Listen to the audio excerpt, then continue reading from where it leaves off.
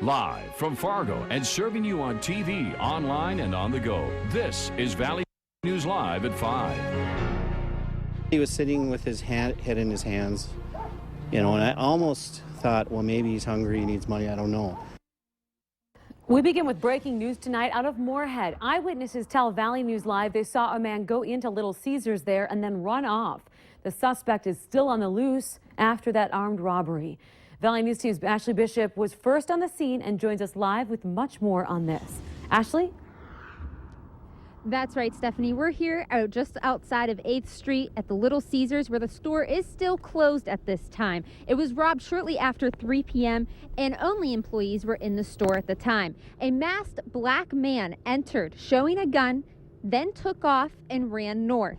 The Little Caesars former general manager told me today that the employees say the man reached directly over the counter, grabbed an unknown amount of cash, and that the employees are still shaken up by this act. Now, Hopkins Elementary is close. It's just a few blocks from here, and the school did go into lockdown once the call came in. They were notified right away of this incident, given the dangerous nature of it. They immediately went into lockdown. They have since lifted the lockdown. They had after-school activities with students, but the children will be kept inside the building. Now, this man did show a handgun. He is supposedly, this is the description police gave us, he is thin, about 6 feet tall, a black man in his mid-20s wearing a gray sweatshirt and had his hood up. He was also wearing a ski mask at the time of the robbery. Now, police say no suspects are in mind just yet. They used a K-9 unit to track the man down after he ran from the building. Again, the store is still closed, looking to open here momentarily is what police say. They're still early in the investigation, and they hope to release pictures from the surveillance camera. In Moorhead, Ashley Bishop, Valley News Live. All right, Ashley, it sounds like they're also saying it's too early to say if they're connected to other robberies in Glendon and Grand Forks, but did have concerns that since it was an armed robbery. Well, be careful what information you give out over the phone. Scammers could be on the other line. A possible scam is floating around the Polk County area after a resident took a call from a caller claiming to be with the IRS. They were asked for more than $900 to be wired through a MoneyGram service at their bank. The caller had a 218 area code. The public's reminded to not wire money to people that you don't know and to call police if you do get a suspicious call from anyone. 3 men are behind bars tonight in connection with a credit card fraud investigation in Moorhead. Zhangguo Zhangli and Zhaizhang Zhou, they're all from California, were arrested in Clay County. Investigators say the men tried to make purchases at the Moorhead Target store using cloned credit cards that contained stolen personal information. Police say the investigation is ongoing and they may stretch from the Fargo-Moorhead area all the way to the Twin Cities. With more fraudsters and scammers out there, just how safe do you feel putting all of your personal medical information on a mobile device? Valley News Team's Bradford Eric hits the streets to get to the heart of it. With technology companies like Microsoft, Google, and now Apple aggressively pursuing mobile apps for your health, we wanted to know, are people ready to put their personal medical information out there? Hacking seems to be more of a, it's becoming more popular in today's society. I'm okay with it if it's on my phone, but I hope I don't get hacked, but if I did, I guess I didn't have any major concerns about that. A lot of times HIPAA is a big concern in the healthcare space, and what Apple did with ResearchKit was basically just help us all get around that problem. Part of Apple's launch includes new technology that lets people voluntarily join medical research studies.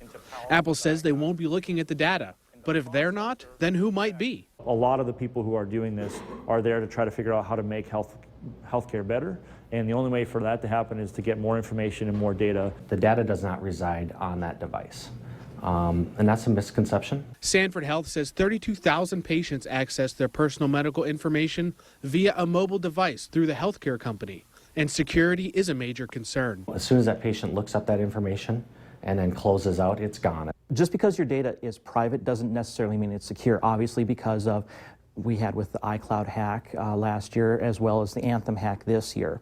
Tech expert Brian Schott says people certainly need to be wary of where their information is at in cyberspace. If you don't want people to know your personal information, don't share it. In Fargo, Bradford Eric, Valley News Live. Schott says the information that Apple's research kit can collect is the same type of data any fitness tracker keeps that includes sleeping habits and your steps per day. Well, to our weather out there, what a beautiful day that it's been. It sure feels like spring. Let's go to meteorologist Lisa Green for a first look at our weather tonight. Lisa? Thanks, Stephanie. Yes, another day in a row of some gorgeous weather and mild, warm weather. In fact, we tied another record today in Fargo. Our map not showing our temperature at the moment. It's 57 degrees currently in Fargo, but we tied the record of 58 a little earlier. That was set back in 1911, so some old records falling over the last couple of days here. 52 degrees right now in Grand Forks. We're at 52 in Jamestown and 54 in the Wahpeton area. I'm taking a peek at the radar. Nice and quiet. Of course, we have some blue skies out there, and we'll continue to enjoy clear conditions, at least for the moment, with temperatures staying in the 50s for the next couple of hours. Eventually sliding back into the 40s tonight. It's been a little breezy today, too, Stephanie. We're going to watch those winds start to relax a little bit. So as you're stepping out this evening, maybe not quite as breezy. Okay. It should be a nice night, and we've got more warmth on the way. In fact, even warmer air moving in for us for tomorrow and even into the extended forecast. We'll be talking about that. We like the warmth. We do. All right, thanks, Lisa. Well, we now know what caused an apartment fire this morning. According to the Dilworth fire chief, the fire was caused by an electrical issue. He says the apartment unit is totaled, and it's going to cost about $50,000 to $60,000 in repairs. Luckily, no one was injured here. It all happened around 7 o'clock this morning. Now, the Red Cross has already been there offering its services. It helped 3 people left homeless by the fire with food, clothing, shoes, and eyeglasses. It's a celebration of life. A party is going on at 5:30 or right now at the Fargo Air Museum. It's for a longtime friend of the museum. Let's go to Valley News Team's Mike Morgan, who's there joining us live with much more on this party. Mike? Stephanie, they're expecting about 150, possibly 200 people that'll show up here to North Fargo at the Air Museum. The doors, in fact, opened up at about 5 o'clock. They're all here to say thanks and show their appreciation, a celebration of life, as you said, to Stu Bass. The 94-year-old won't be here. Declining health is keeping him away. In fact, that's the reason that they put tonight's event on. Stu Bass is a World War II veteran. He flew one of the Avengers, in fact, an Avenger just like the one behind me in World War II. He's also been a staple here at the Air Museum. He's been a long-time volunteer here since the museum opened back in 2001.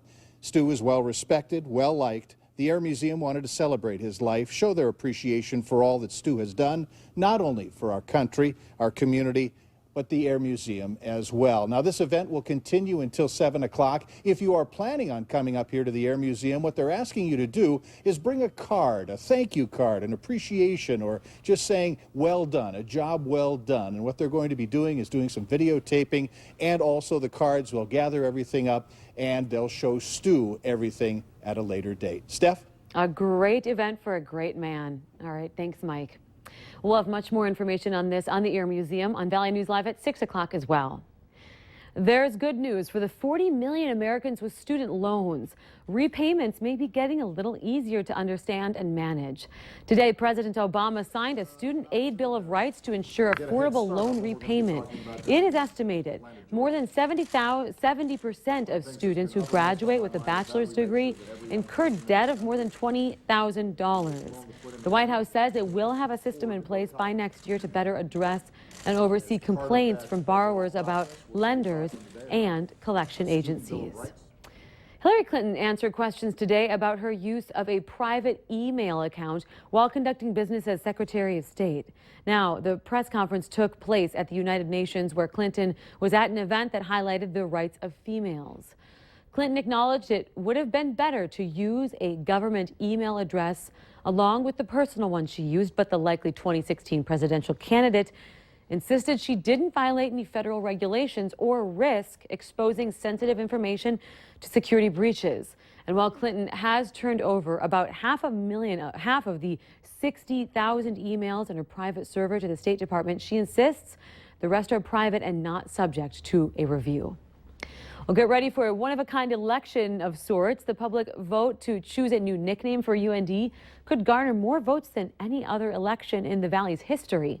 130,000 alumni of UND, along with everyone who has an interest in UND, will all get a chance to vote in choosing a new nickname.